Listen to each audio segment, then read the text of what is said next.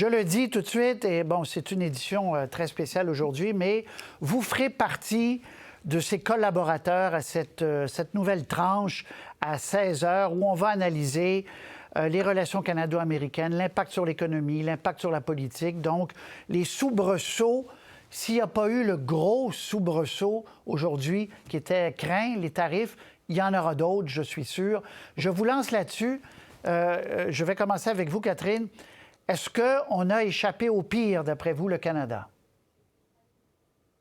Je pense qu'il y a eu un grand soupir aujourd'hui de voir que le Canada n'était pas mentionné dans effectivement le discours du président. Par contre, je retiendrai mon souffle parce que c'est encore très incertain. C'était pas le jour pour ça, c'était le jour pour la vision. C'était aussi de vraiment asseoir sa politique de déportation sur l'immigration, les frontières. Hein. C'est ce que les Américains, on l'entendait dans la rue ici, partout, attendaient aujourd'hui. C'était leur priorité. Vraiment de reprendre le contrôle, si on veut, sur les frontières et aussi la loi et l'ordre aux États-Unis. Par contre, il y a des bruits ici et là. J'étais aussi avec Louise Blais dans la fête à l'ambassade aujourd'hui, puis on entendait un peu cette chose-là, de dire, mais il va regarder où sont les pratiques déloyales, il va regarder aussi est-ce qu'il y a des questions de sécurité nationale qui peuvent justifier des tarifs, et est-ce qu'il y a une urgence, finalement, au niveau de l'état de l'économie américaine, du déficit, là, je ne pense pas dans les médias. Le message que je lancerais à tout le monde, c'est attention, c'est pas parce qu'on survit une autre journée qu'on a terminé avec cette histoire de tarifs. Il a été tellement clair. Mais n'empêche, Carl Blackburn, imaginez si le 25 qui avait été annoncé par M. Trump en disant le premier jour, il y aura 25 si ça avait été le cas, disons que le ton de la conversation en ce moment sera un peu différent, Carl Blackburn, et pour toutes les entreprises canadiennes. D'abord, on le sait très bien, les exportations du côté américain, les opportunités que nous avons du côté américain sont extrêmement importantes pour les entreprises ici au Canada. Si on prend à titre d'exemple, 77 des exportations des entreprises québécoises sont sur le marché américain. Alors imaginez qu'une fermeture des frontières avec une imposition des tarifs importante viendrait fragiliser, je dirais, cette économie. Mais je rejoins Catherine sur l'élément que le président Trump a voulu démontrer aujourd'hui. D'une part, il rencontre la première des priorités qu'il avait dit aux Américains, c'est-à-dire sécuriser les frontières. Bien évidemment, l'apparition de tarifs risque d'arriver plus tôt que tard.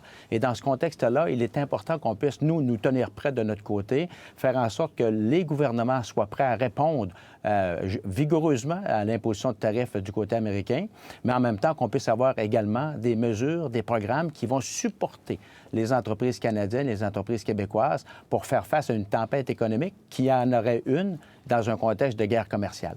Parce qu'on a qualifié, on a mieux cerné la tempête économique que serait provoquée par des tarifs de 25 puis c'est énorme, là. Il y a des documents qui parlaient d'1 million de pertes d'emplois, en tout cas d'emplois menacés au Canada en 2 mois. L'effet serait immédiat sur l'économie canadienne. Louise Blais, même question, est-ce que le Canada a échappé au pire? Aujourd'hui, oui, pour les raisons, je pense que Catherine et Carl ont évoquées. Cependant, je pense que ce n'est que partie remise. On le sait vraiment convaincu, motivé. Il a annoncé aujourd'hui cette création de cette agence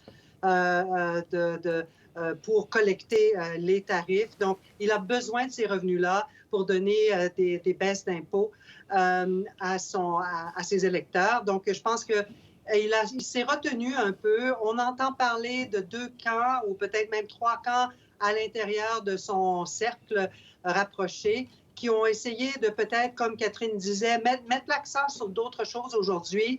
On aura toujours le temps de faire les tarifs un peu plus tard et aussi une certaine crainte peut-être qu'une annonce de tarifs drastique aujourd'hui aurait pu faire baisser les marchés demain et ce n'est pas une bonne façon de commencer sa présidence si les marchés auxquels il tient tellement avaient été affectés demain. Donc, je pense que ça nous donne un peu plus de temps pour le Canada, pour les Américains, parce que c'est pas tous les Américains qui supportent des tarifs, surtout sur le Canada. On peut travailler de plus longue haleine et ça nous donne, comme Carl mentionnait, du temps pour se préparer chez nous pour les choses que nous contrôlons. Mais les trois jusqu'ici, vous êtes d'accord, puis je vais vous entendre, Martine Hébert, sur le fait que le courroux ne s'abat pas aujourd'hui, mais penser que la menace est levée, ça serait une grave erreur, Martine. Ben oui, c'est comme au tennis, hein? Vous savez, Patrice, c'est pas parce qu'on a gagné un set qu'on a gagné la partie au complet, là. Donc, je pense qu'il faut faire attention et rester prudent. Et mes collègues ont tout à fait raison de dire ce n'est que partie remise, et d'autant plus qu'il y a deux éléments fondamentaux dans ce qui a été dit ce matin. Le premier, c'est qu'il a dit qu'il imposerait des tarifs. Ce ne sera peut-être pas ce qu'on pensait, mais il va y en avoir. Et il est tellement sérieux au niveau des tarifs qu'il a même annoncé la création d'une agence de perception des revenus extérieurs, donc qui serait, semble-t-il, dévolue à percevoir les revenus de ces 10 tarifs-là. Louise l'a mentionné aussi. Il a besoin d'argent. S'il veut reconduire ces baisses d'impôts qu'il avait déjà octroyées sous sa présidence, il veut les maintenir, donc il va avoir besoin d'argent. On sait qu'il va devoir trouver l'argent quelque part. Alors, c'est sûr que les tarifs, à ce moment-là, sont une source importante là, de revenus potentiels pour son budget. Et Claire et moi, vous quatre, parce que là, le scénario dont on entend parler dans les grands journaux américains autour du président Trump, c'est que ce serait progressif. On ne commencerait pas avec 25 % mais progressivement, on tablerait sur des tarifs en ascenseur. Qu'est-ce que ça change dans la crise potentielle, Carl? Bien, dans le fond, c'est l'incertitude que tout cela engendre. Parce qu'une guerre commerciale, Patrice, peu importe qui va la lancer, ne bénéficiera pas ni aux Américains ni aux Canadiens. Ça, je pense que c'est clair. Et ce qu'on me dit à l'interne, c'est qu'effectivement, certains gens dans l'entourage du président Trump ont réussi à démontrer que ces impositions de tarifs allaient avoir des conséquences sur les citoyens américains également. Donc, on voit qu'il y a un certain recul, mais ce n'est pas un recul, c'est simplement une stratégie qui va être différente parce qu'il va les imposer. Alors, pour nous, qu'il y ait une ascension graduelle d'imposition de tarifs, il est clair qu'on s'attend de notre côté à ce que le gouvernement du Canada réagisse rapidement aussi sur l'imposition de tarifs, sur les objectifs que va vouloir présenter le président Trump. Mais si on refait un pas de derrière, quels sont les principaux objectifs du président Trump? Sécuriser les frontières, sécuriser l'accès au nord via l'Arctique et bien sûr tout cet endroit géographiquement extrêmement stratégique pour les prochaines décennies et s'assurer que ces manufacturiers américains ne sont pas pénalisés par des accords commerciaux. Je comprends que ces objectifs pour le Canada sont également des objectifs que nous pouvons partager. Alors, dans ce contexte, assoyons-nous à la table, arrivons avec des éléments forts en termes de négociation, parce que le Canada ne part pas les mains vides dans un contexte de discussion et de négociation avec les États-Unis. Alors, je pense que c'est important de faire valoir ces éléments. Le Canada, et on va parler dans une seconde au ministre Leblanc, le Canada est allé, a plaidé, parle, il y a beaucoup de réseaux de gens d'affaires. M. Blackburn, vous en faites partie, Catherine, Louise Blais, Martine Hébert, vous connaissez bien ces réseaux des deux côtés de la frontière. Est-ce que vous croyez, Catherine, que le fait d'avoir lobbyé l'entourage de M. Trump, ça a pu produire des effets? Écoutez, je pense que c'est plus l'alignement des priorités de Donald Trump qui a fait en sorte qu'on n'a pas entendu de tarifs sur le Canada aujourd'hui. Par contre, à plus long terme, j'ai toujours dit, moi, les premiers ministres et les gouverneurs sont à première ligne. C'est eux qui vont avoir les téléphones où il va y avoir des problèmes si jamais l'aluminium ne peut plus circuler aux États-Unis. Comme Martine l'expliquait souvent sur vos ondes, on se retrouve à avoir des produits qui traversent la frontière plusieurs fois avant d'être finis. Donc, dans le passé, avec les autres vagues de tarifs qu'on a eues, c'est comme ça qu'on a réussi à faire en sorte qu'il y ait un feu sur le bureau du président, si on veut.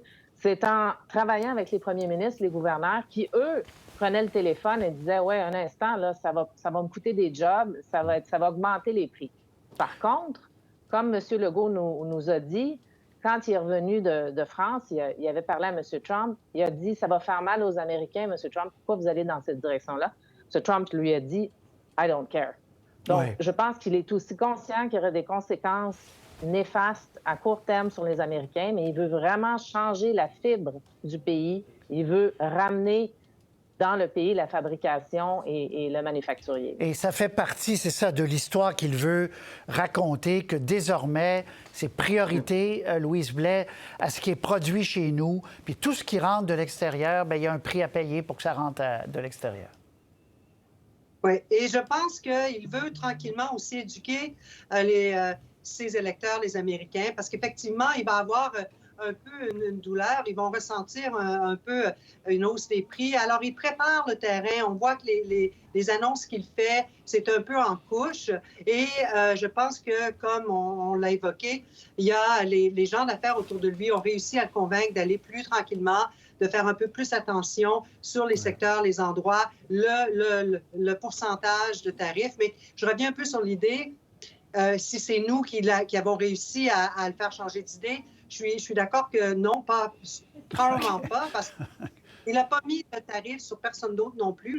Ce n'est pas qu'on a été exempté, mais il reste quand même qu'il faut travailler étroitement, il faut travailler avec notre réseau des affaires, parce qu'eux aussi ont leur réseau. Les clients de nos compagnies au Canada parlent à leurs clients américains et c'est eux qui vont réussir à passer le message.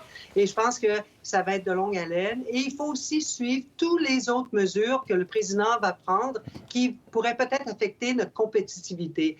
Donc, il va déréglementer, il va baisser les impôts aux entreprises. Alors, il faut vraiment voir qu'est-ce qu'on peut faire au Canada pour s'assurer qu'on a un climat d'affaires qui est attrayant, qui va continuer à attirer des investissements. Ça, c'est très intéressant. Très rapidement, Carl Blackburn, il va forcer le Canada à faire une révolution plus rapidement. Là. Pour ce qui est de la productivité, ça a l'air chinois pour les gens. Là, c'est pas chinois, c'est de produire. Ça prend plus d'heures au Canada de produire le même bien. Donc, il va nous forcer à être meilleurs. S'ils baissent les impôts puis sont plus productifs, il faut que le Canada le soit. Là. C'est tellement vrai. D'ailleurs, ça correspond à la lettre ouverte que j'ai faite ce matin dans les journaux, demandant un allègement fiscal pour les entreprises canadiennes et québécoises, justement pour être en mesure, comme Louise l'a mentionné, de faire en sorte que l'environnement d'affaires dans lequel nous évoluons, qui s'est détérioré dans les dernières années, puisse permettre aux entreprises québécoises, canadiennes, d'être plus compétitives. Vous mentionnez l'événement de l'investissement. Les entreprises américaines investissent 2 fois plus que les entreprises canadiennes dans leur productivité. Et ça, c'est un non-sens. Alors, nous devons avoir accès à des mesures qui vont nous alléger le fardeau fiscal pour permettre aux entreprises d'investir dans leur propre développement et dans leur propre croissance. Bon exemple des discussions qu'on va continuer à avoir aux 16 heures avec des gens qui connaissent ça. Vous avez les deux mains dedans. Vous quatre, vous avez eu des postes, vous avez des postes